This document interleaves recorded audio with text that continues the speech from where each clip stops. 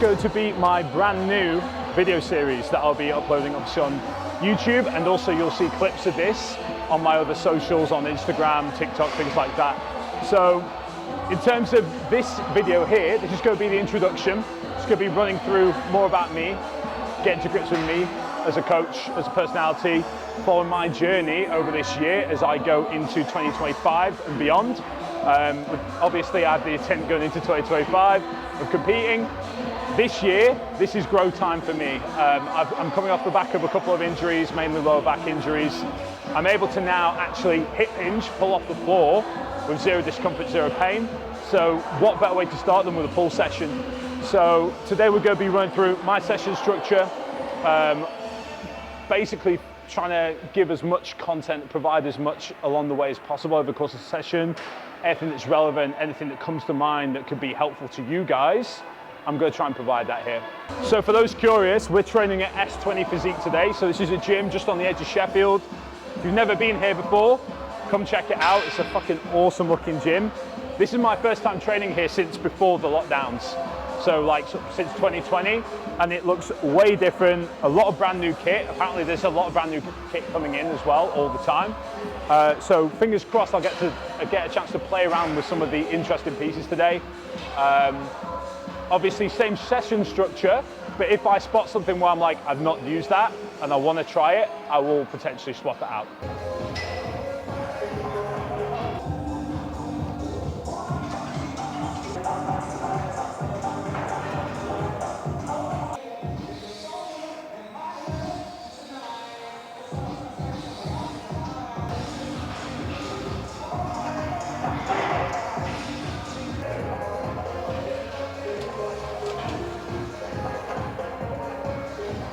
Like this one's a bit like worn down, but it still feels just so smooth, like as an exercise. Like the movement profile for this, you'll see it when I set myself up on this piece of kit. I'm trying to align the rotator cuff, so my shoulder, my delt, I'm trying to align that with the movement arm of the machine. And when you get that on any piece of machine, as soon as you line yourself up mechanically like that, and it's just this, point A to point B, oh my God, so smooth, every single rep.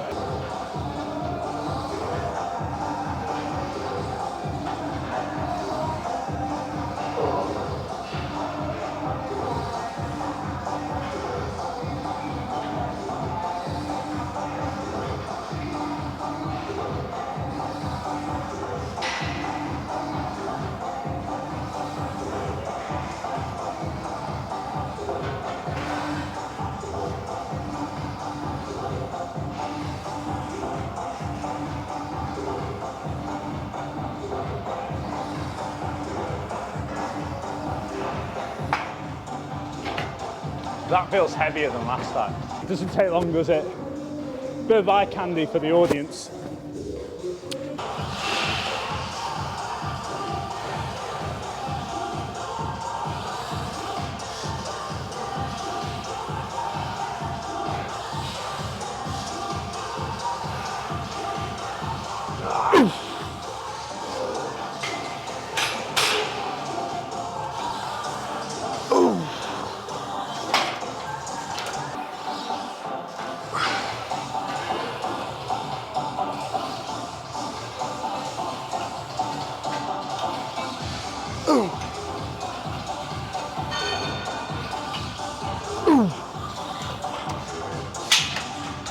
I'll stick at that.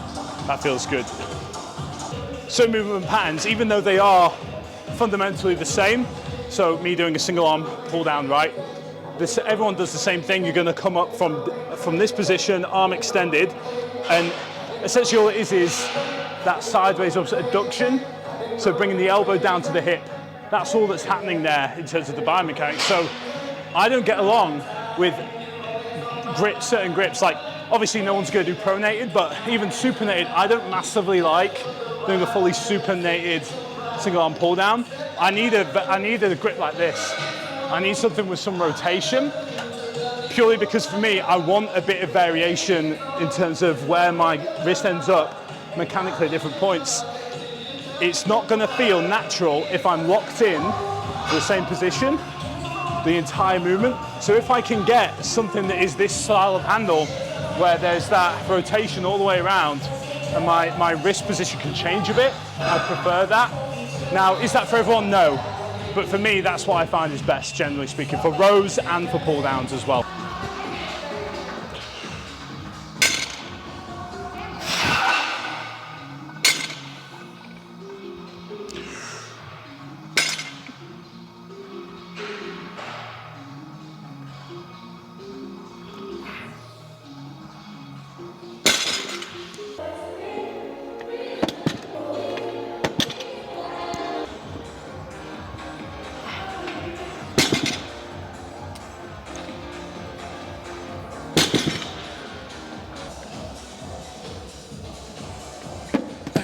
So hip hinges, I'm only about 4 weeks back into being able to pull properly.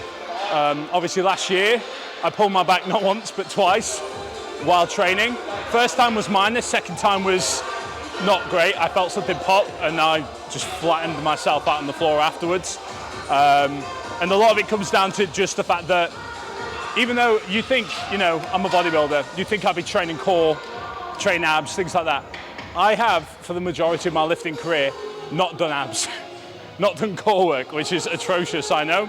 The only core work I've ever done has been from compound movements, sort of doing Bulgarians, things like that. That's the only real core engagement I've ever gotten. I've never done any sort of direct abdominal work or any work for my transverse abdominis at all. So for me now, I have to be super mindful of lower back loading, how tight my lower back is going into a session, and can I feel my core engaging? I'm going into every rep of this, not quite resetting my core, but taking a minute, dead stopping, taking a minute just to breathe, maintain focus, maintain breath control before pulling again. The last thing I want to do at this point is misgroove a rep. So if it's a case of me adding weight to the bar or just getting a good set, I will always pick a good set over adding weight.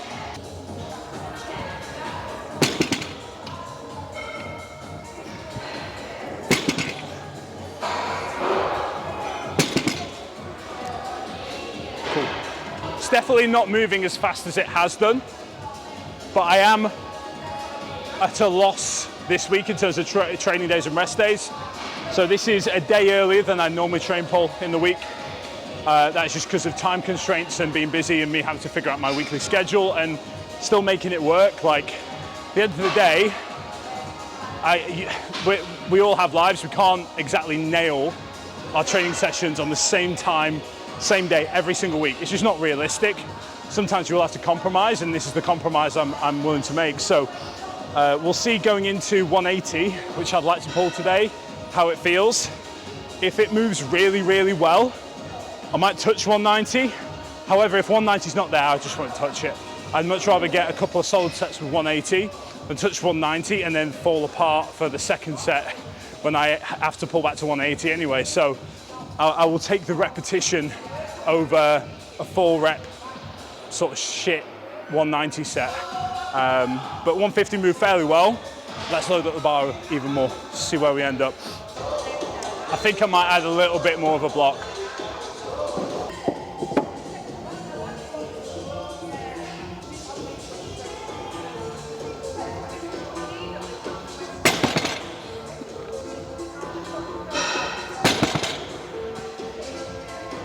So that feels significantly better.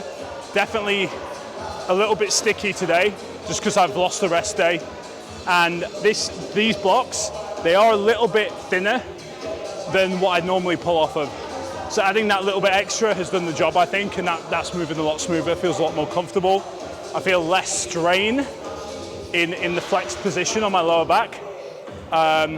So hopefully we'll be able to load this up a bit better now.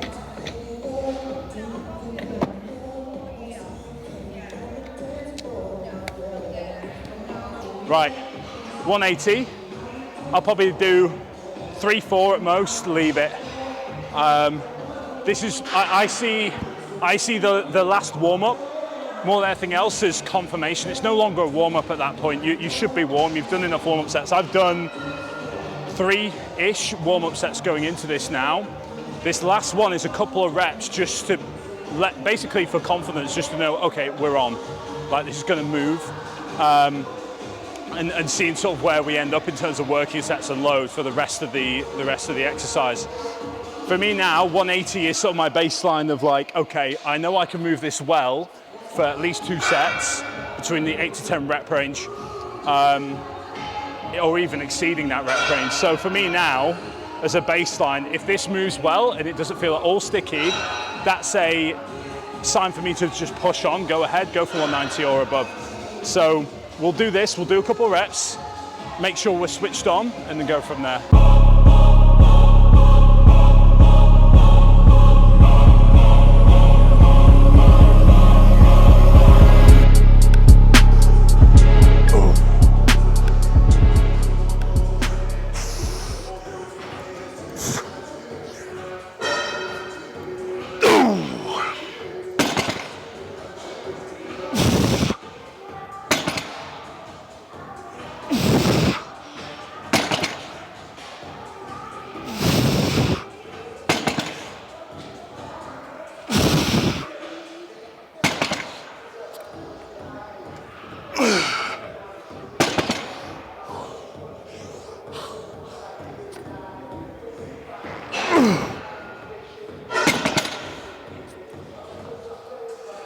Yes!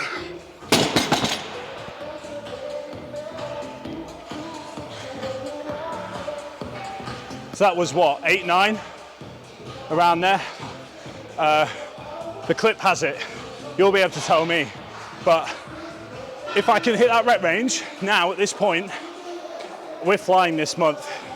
It's been a weird month in terms of nutrition, but I've essentially I've added about 600-700 calories this month, like it's daily, in terms of calories eaten. So now on a lot of these movements, I'm starting to feel the impact of that. And now I've got into a really good groove with compounds. This is starting to move really, really well. I'm building some momentum across all movements. So going into every session of pull now, I'm finding that I can either increase load or do 4 or 5 more reps across my 2 sets that I do of it, which is obviously a lot of progression when you're talking it being almost 200 kilo on the bar. And going into next week, most likely, based on this alone, I'll be pulling 200. That's gonna happen next week. And the goal in terms of towards the end of this first training block for this year, I want to be pulling 220, so 5 plates aside, and going into the back end of the year, ahead of my 2025 prep, I want to be pulling 240 plus. I've touched 240 once in my life, and that was in between lockdowns.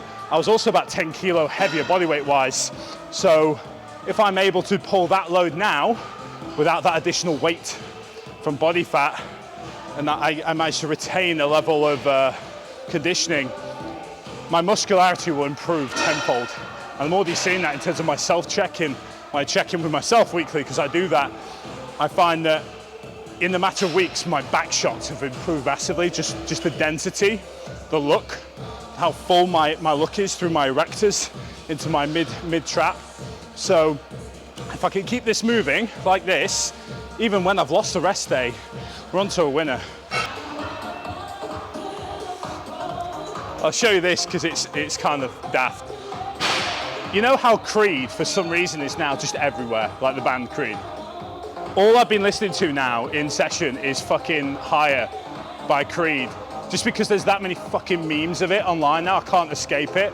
I had it with Joe, Jay-Z, bodybuilding on Instagram people. He has been sending me nothing but fucking Creed memes for the past 2 weeks. I had a meltdown last night where I found one, I was gonna send it to him, sent it to him, and then I'd seen that he had sent me the same one. Fucking stupid. And so at the minute, I'm just listening to 90s rock at the minute, which is bizarre, but it does the job. Right, ranting over. Time to do my second set.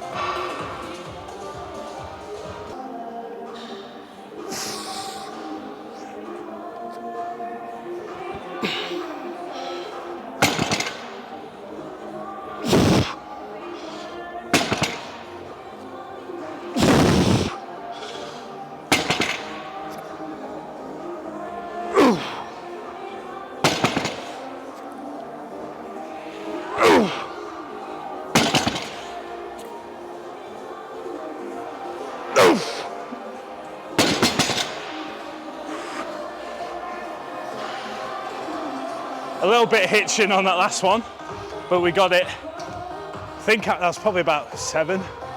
Slightly under the rep range, I think, but I'll take it. I'm happy with that. Again, that was me pushing the boat out for this week a little bit, and I think, in all honesty, I got rewarded for it. Like, that moved well, and it is a progression in the book. So in terms of relative load lifted for this week and into next week, it sets me up quite well to try 200 next time. And assuming in my usual training environment for when I train pull, that moves the same, if not better, because I'm not used to these plates, this bar, these blocks. Assuming it moves as well, if not better, I'm 100% taking 200 for 8 next week. That is totally realistic. So we'll leave it there for now. Time to get on to some other exercises. That is my 1 compound of this type, one hip hinge done for this week, basically. So yeah, let's get on to some rows. A bit wide. No. That's fine. Oh dear. Stretching out a bit. There we go.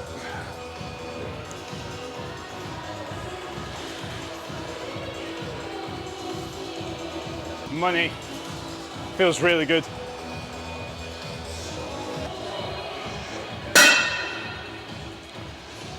So I've just put a plate underneath the machine here. Now obviously this has its own foot plate on it. Most T-bar rows do. They'll have a foot pad at an angle at the back that you can put your feet on that lines you up straight in terms of your body axis, like you're entirely straight. You've got no hint, like space for movement at the hip or anything. You're a straight line, everything in extension. I find typically with that, it feels like I'm just a bit less stable. I'm a bit less in control. Now, could you argue, like, you know, oh, you've got this little bit of a bend at the hip. Oh, does that mean you can potentially, you know, get a bit of hip drive and cheat on a few reps? Potentially. However, that's down to my own discretion and me controlling that and being smart in terms of my loading as well and how close I want to take it to failure. For me, ideally, I take it to failure every time. But generally, I feel more stable. And anything that's going to give you that extra bit of leverage on a movement and put you in a much more stable position to lift, what's there to lose, really? I'd much rather feel confident going into a movement while I'm loading up than put myself in a position which doesn't feel not necessarily efficient, because we're not trying to make things efficient, but puts me in a position where I feel like I can't take it all the way, because there's this little thing at the back of my head going, okay, I don't feel stable, I feel a bit wobbly here, my feet aren't grounded. And if anything like that gives you more confidence for an exercise, don't be afraid to do it. Grab a block, fuck it, throw a D handle on a particular piece of kit. Controversial, I know, but for some exercises, they're just not going to feel right unless you add something to it, or you do something, or you manipulate the machine to your specific biomechanics. For this, I feel better with that extra stability at the bottom, with my feet planted on the ground, that slight tilt, that little hinge at the hip. That feels way better than me being a pole, like a straight line, where I feel like I'm being dragged over the machine. I'm folding myself around the machine so I'm stable, I'm not going anywhere. I can re-rack and unrack comfortably. I don't feel like I'm losing balance at any point.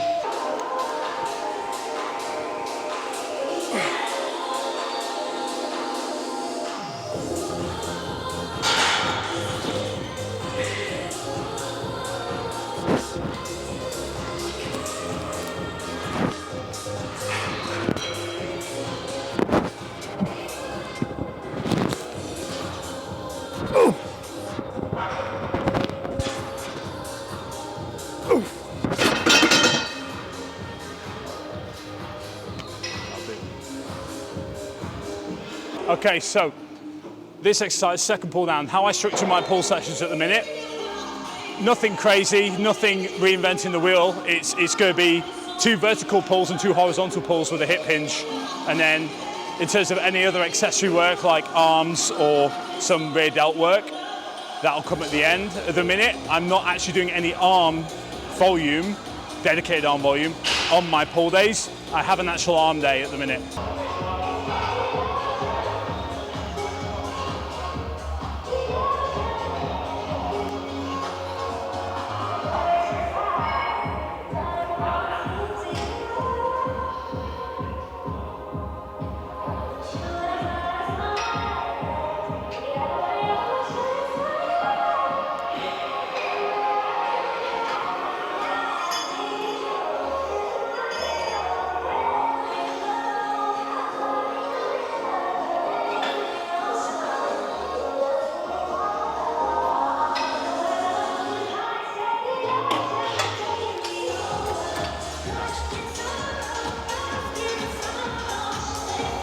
So this exercise, we like I said before, we're doing 2 pulls for vertical pulls, so pulling in a pull-up pattern of movement.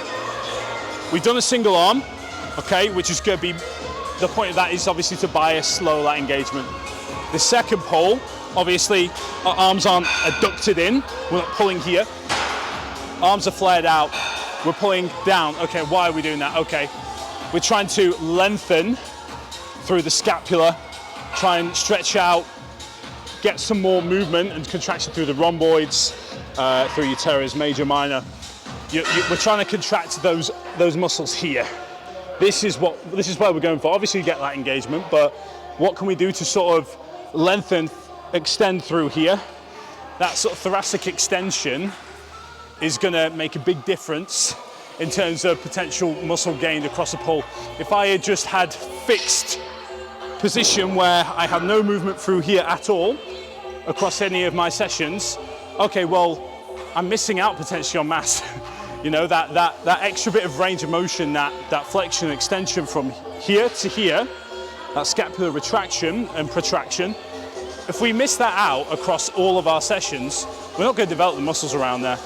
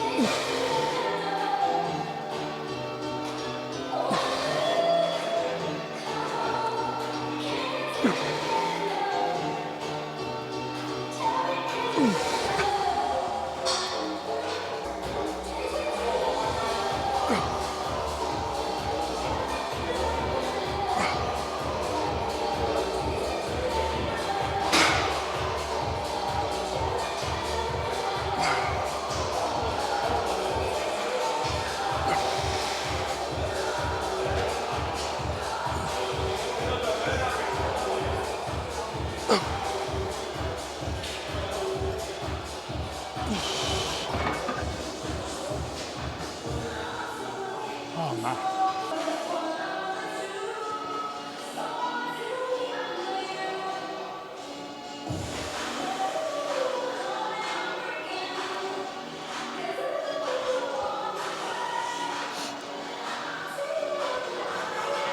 My lower back is fried. Absolutely fried.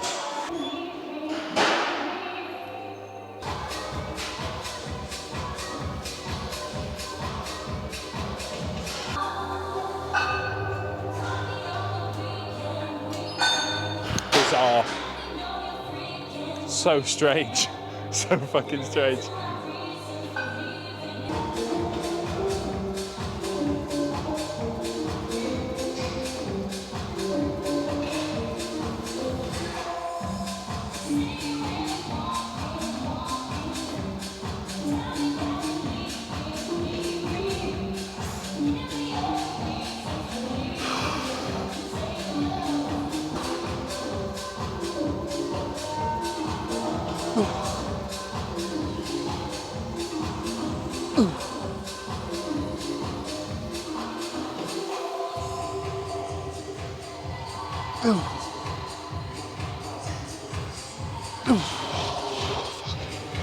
That'll do.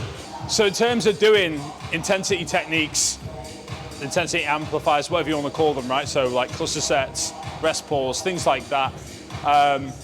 There's a time and a place for them, and generally speaking, it helps you increase relative intensity over the course of the exercise, over the course of the set you're doing, while also obviously increasing the amount of volume you're able to actually do over a short span of time. As you'll have seen there, I did a cluster, muscle round, whatever you want to call it, right? And obviously 5-second rest in between like each round, which is going to be 6 reps, 6 repetitions. So I'm able to accurately get 6 repetitions, have a quick rest, get my breath, another 6, rest, repeat.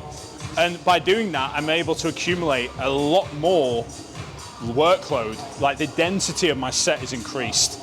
And the benefits of that are obviously, one, you get a lot more done in a short space of time, especially if it's like a smaller muscle group, like rear delts. And also on top of that, yeah, the intensity goes up as well. You're able to maintain a constant level of intensity that is quite high for an extended period of time without having to obviously end the set, rest, start a new set.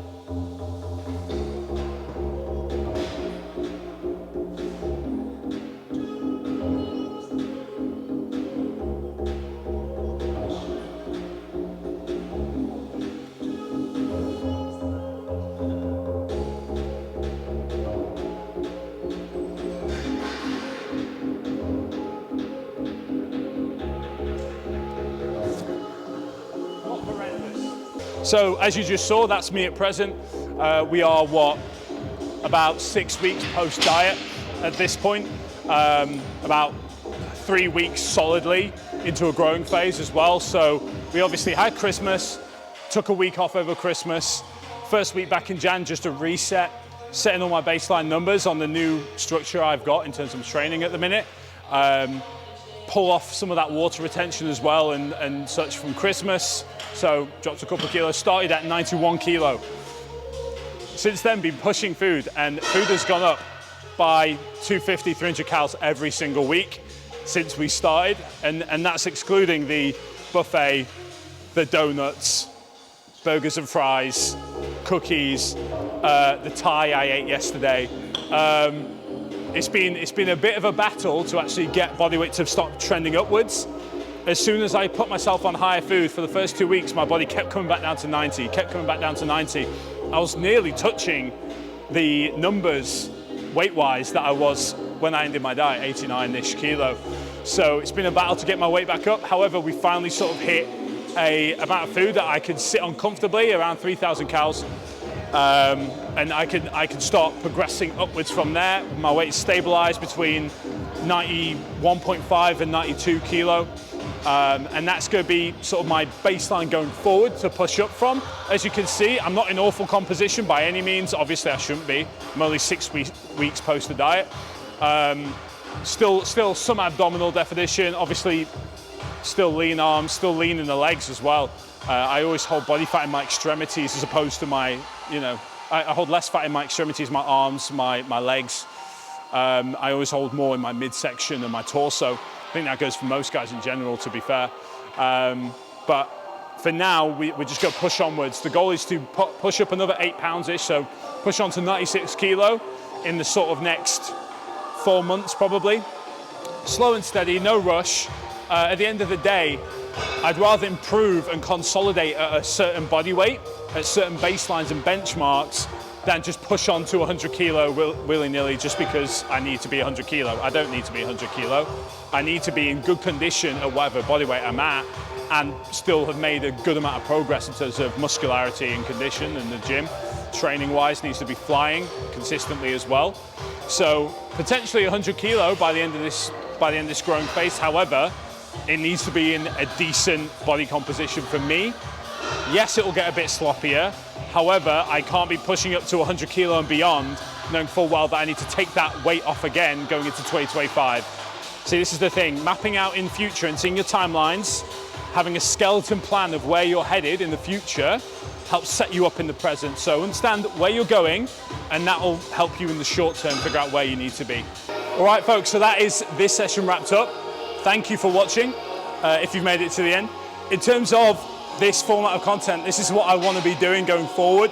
Multiple videos of content, free-form content like this, which you guys can engage with, maybe get something from. Maybe you're watching this before you go train yourself. Feedback, let me know what you think. Comment, like, subscribe, all that good stuff. If you have any ideas, if you like this form of content, if you don't like this form of content, reach out to me, let me know, much appreciated. This is my introductory video going into this year, and I plan to be running this style of content going forward, right the way through to when I prep next year, when I'll have an actual prep series. In the meantime, I've got some ideas in terms of content, and that will start from next video going forward, so stay tuned.